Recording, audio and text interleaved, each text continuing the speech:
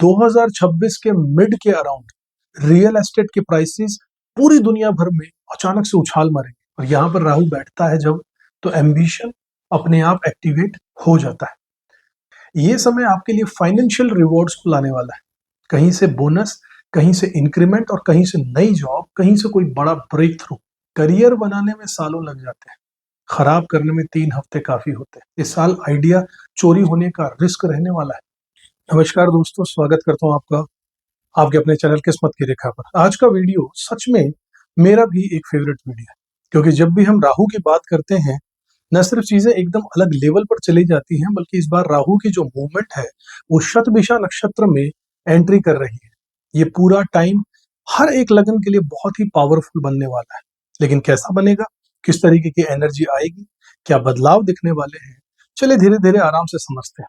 सबसे पहले जरूरी है शतभिषा नक्षत्र का असली मतलब समझा जाए। ये नक्षत्र क्यों इतना स्पेशल है और राहु का इससे आखिर रिश्ता इतना गहरा क्यों माना जाता है। कहानी शुरू होती है भगवान विष्णु से। एक समय एक असुर ने पूरी पृथ्वी को कॉस्मिक ओशियन में डुबो दिया। महासागर में चारों तरफ हाहाकार था, कुछ भी नजर नहीं आ रहा था, देवता बेबस हो चुके थे।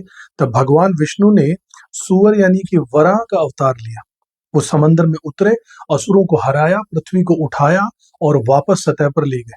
लेकिन इतने बड़े युद्ध के बाद वो थोड़ा थक गए। लेकिन जब वो लेट गए और सो गए, उसी वक्त माँ लक्ष्मी वहां पर आई और उन्होंने देखा कि भगवान विष्णु थक कर कांप रहे हैं, बिल्कुल अशांत से सो रहे हैं। उन्होंने अपनी चादर फैलाकर उन्हें ढक दिया। वो चादर 6 दिशाओं में फैली और उसी फैलाव के नीचे अनगिनत जो तारे चमके, उनका पैटर्न बाद में शतभिषा नक्षत्र बन गया। यानी ये नक्षत्र हीलिंग का नक्षत्र है, सुख का नक्षत्र है, प्रोटेक्शन का नक्षत्र है, रिस्टोरेशन का नक्षत्र। और सबसे प्यारी बात, शतभिषा का नक्षत्र का मतलब है 100 चिकित्सक यानी कि 100 हीलर्स।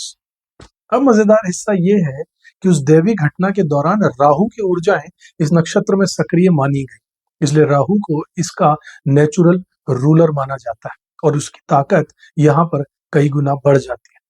अब थोड़ा सा राहु और केतु की रियल नेचर की भी बात करते हैं साथियों। यहाँ पर राहु और केतु कोई ग्रह नहीं है, ये एक शेडो प्लेनेट है, छाया ग्रह। इनका कोई फिजिकल अस्तित्व तो है ही नहीं।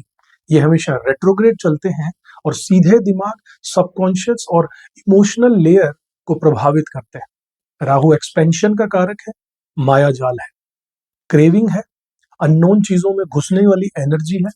केतु डिटैचमेंट है, मोक्ष है, रिलीज है और पुरानी चीजें छोड़ने की ताकत केतु है। इन दोनों को हमेशा से एक्सिस में यानी आमने सामने ही चेक करके ही पढ़ना चाहिए, अकेले अलग अलग बिल्कुल नहीं। अब इस बार का ट्रांजिट जो 2026 तक चलेगा, इसमें बहुत खास है। 23 नवंबर को राहु प्रवेश करने जाने हैं अपने ही नक्षत्र शतभिषा में और 2 अगस्त 2026 तक वहीं रहेंगे। इस फेज में राहु जो है वो पीक पर होगा, इंटेंस, ट्रांसफॉर्मेटिव और बहुत तेजी से रिजल्ट देने वाला। 2 अगस्त के बाद में राहु धनिष्ठा नक्षत्र में जब आ जाएंगे तो मंगल से वो नक्षत्र चलता है, मालिक मंगल है, मतलब एनर्जी का पूरे तरीके से फ्लेवर ही बदल जाएगा। केतु अभी पूर्व फाल्गुनी नक्षत्र में है, जो शुक्र का नक्षत्र है, और 29 मार्च 2026 को वो भी अपने ही नक्षत्र मघा में चले जाएंगे। अब दोनों नोड्स अपने अपने नक्षत्र में जब होंगे ना, उसे गोल्डन विंडो कहा जाएगा। माना जाता है कि वो गोल्डन विंडो है, एनर्जी स्टेबल, साफ और सीधे नतीजे देने वाली एनर्जी। अब बात करते हैं इस ट्रांजिट के असली थीम की, असली क्रक्स जो है इसका।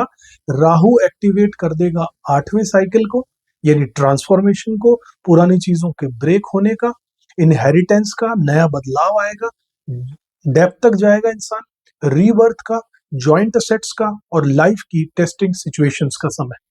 केतु एक्टिवेट करेंगे इसी समय 4थे साइकिल को, यानी कि होम, मदर, रियल एस्टेट, घर की शांति, इमोशनली ग्राउंडिंग, कंफर्ट जोन।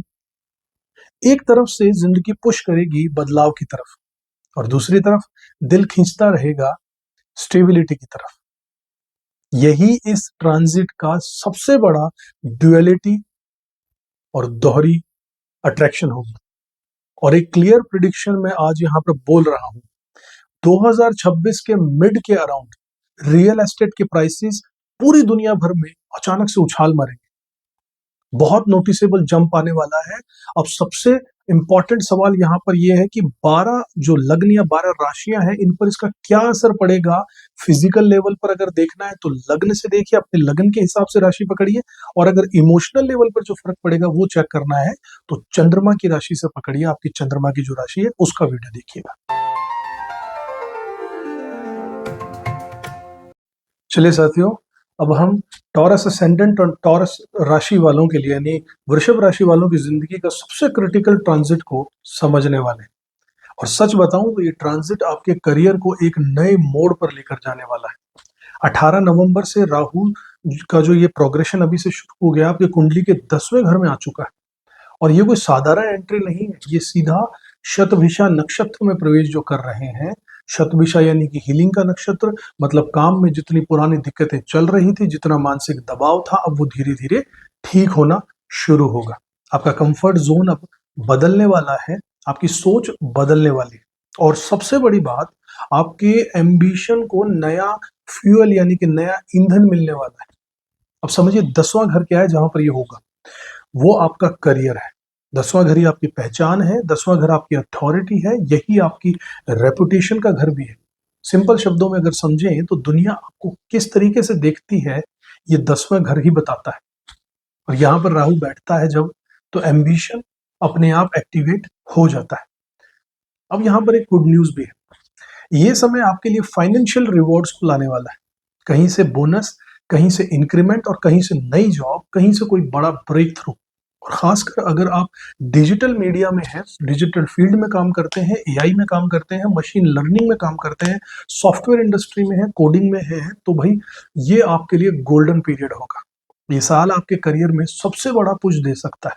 लेकिन एक बात और साफ साफ स्पष्ट करना चाहूंगा, राहु चाहे जितना ग्रोथ दे, वो थोड़ा सा मैनिपुलेशन भी साथ में लेकर आता है। इस समय आपको ऐसा लगेगा कि शॉर्टकट लिया जा सकता है, और ले लेते हैं, ऐसा मन करेगा। सीवी में थोड़ा सीवी को थोड़ा और चमका लेते हैं, कुछ फेक एक्सपीरियंस डाल देते हैं। लेकिन ये सब एक जाल है, एक ट्रैप है। एक स्कॉर्पियो सिलेंडर, एक लड़का है, डेटा एनालिसिस की उसको जॉब चाहिए, एक्सपीरियंस जीरो है, सीवी पूरा बना रखा है, किसी तरीके का इंटरव्यू निकाल भी अगर उसने लिया, जॉब मिल भी गई, 3 हफ्तों के अंदर, 3 हफ्ते उसने काम किया होगा मुश्किल से, बाद में बाहर। और उल्टा वार्निंग दी कि अगर रेफरेंस आया तो हम सच बता देंगे कि सीवी आपका फेक था। देखिए, करियर बनाने में सालों लग जाते हैं, खराब करने में 3 हफ्ते काफी होते हैं। तो इस समय एक चीज का ध्यान रखना कि नो मैनिपुलेशन, नो शॉर्टकट्स, साफ साफ एथिकल तरीके से आगे बढ़िए। और अपनी शुरुआत में राहु का गुरु पर नजर भी नहीं है। गुरु 5 दिसंबर को जेमिनाई में आएंगे और मार्च में डायरेक्ट हो जाएंगे। तब तक राहु फुल पावर मोड में रहेंगे, तो डिसीजन सोच समझ कर लेना होंगे। और लॉन्ग टर्म ट्रांजिट को अगर हम समझें यहाँ पर, तो 2026 में राहु 10वें घर में और केतु चौथे घर में रहेंगे। ये एक्सिस क्या होगा, काम और घर, दोनों अपोजिट एनर्जीज, दोनों ही जगह प्रेशर भी आता है और ग्रोथ भी। राहु कहेगा कि मेहनत करो, काम करो, आगे बढ़ो, और केतु कहेगा थोड़ा सा डिटैच हो, अंदर की शांति ढूंढो। और आप बीच में लटको एक सैंडविच की तरह। रेमेडी इसके लिए क्या होगी, बहुत सिंपल है। शाम को मेडिटेशन कीजिए, सूर्यास्त के बाद में 10 से 12 मिनट रोज आपको साधना करनी है, मेडिटेशन करना है। ये आपके मन को स्थिरता देगा, स्टेबलाइज करेगा, केतु के बेचैनी वाले प्रभाव को शांत करेगा। अब अगर फिर से राहु की बात करूं, तो राहु 10वें घर में ग्रोथ देता है, लेकिन रिस्पॉन्सिबिलिटीज भी बढ़ा देता है। इस साल आपको नए प्रोजेक्ट्स जरूर मिलेंगे, नए असाइनमेंट्स जरूर मिलेंगे, और ऑफिस की पॉलिटिक्स भी थोड़ी सी बढ़ सकती है इस पूरे गोचर में 2026 तक, अगस्त तक। एक इंपॉर्टेंट बात और है यहाँ पर कि अपने आइडियाज किसी के साथ शेयर बिल्कुल मत किया कीजिए जब तक वो एग्जीक्यूट होने लायक सर्टेनली स्थिति में ना आ जाए। इस साल आइडिया चोरी होने का रिस्क रहने वाला है। वर्क प्लेस में डिसेप्शन आपके लिए पॉसिबल होगा। शनि की रेमेडी जरूर करते रहना आप लोग, क्योंकि शनि आपके लिए योग कारक है और वही स्टेबिलिटी भी देगा, वहीं राहु की हवा को कंट्रोल भी करेगा। अब चौथे घर में जो कि केतु है, केतु अभी पूर्व फाल्गुनी में है और मार्च में वो मघा नक्षत्र में आ जाएगा। मघा उनका खुद का नक्षत्र है केतु का। इसका मतलब है फोकस आपका घर पर बढ़ जाएगा, घरेलू जिम्मेदारियां बढ़ने लगेंगी, थोड़ा अकेला रहने का मन किया करेगा, अकेले किसी सोलो ट्रैवल पर निकल जाना ऐसा मूड करेगा, अकेले यात्रा पर निकल जाऊं। माइंडफुलनेस बढ़ जाएगी और कुछ लोगों को तो एंसेस्ट्रल प्रॉपर्टी या फिर असेट से गेन भी मिल सकता है। लेकिन इस समय स्ट्रेस भी आने वाला है और अवेयरनेस भी बढ़ने वाली है। दूसरी रेमेडी दूसरे हाफ में सुबह सूर्य को जल चढ़ाना है। ये क्लैरिटी, कॉन्फिडेंस और स्टेबिलिटी को बढ़ा देगा, जीवन में नजरिया बदल देगा। सिंपल लैंग्वेज में पूरी सलाह को अगर समझाऊं तो 2026 आपके करियर को हील करने आ रहा है। आपकी प्रोफेशनल आइडेंटिटी पूरे तरीके से बदलने वाली है। नई अपॉर्चुनिटीज लाइफ में आने वाली है। अनकन्वेंशनल सोचना होगा, अनएथिकल मत होइएगा, टेक्नोलॉजी अडॉप्ट कीजिएगा, मॉर्निंग और इवनिंग की साधना रेगुलर कीजिएगा। वृषभ वालों, आपके लिए ये साल रिवॉर्डिंग हो सकता है अगर आप कंसिस्टेंसी बनाकर रखें। ग्रोथ भी मिलेगी और हीलिंग भी मिलेगी। राहु जब देता है ना तो बहुत बड़ा देता है और इस साल आपको कुछ बड़ा मिलने भी वाला है साथियों। आशा करता हूँ वीडियो आपको पसंद आया होगा। अगर पसंद आए तो इसे लाइक कीजिएगा, चैनल को सब्सक्राइब जरूर कीजिएगा, बेल आइकन प्रेस कर दीजिएगा। अपनी जन्म कुंडली का गहराई से अलग विश्लेषण करवाना चाहते हैं, जो कि आपके ग्रह नक्षत्र आपके लिए कुछ कहते हैं, उसे अगर आप जानना चाहते हैं तो स्क्रीन पर दिए नंबर पर आप मुझसे संपर्क कीजिएगा। अगले वीडियो में फिर मुलाकात करूंगा, तब तक खुश रहिएगा, अपना कर्म करते रहिएगा, ऊपर वाले में विश्वास जरूर रखिएगा। जय श्री राम। किस्मत की रेखा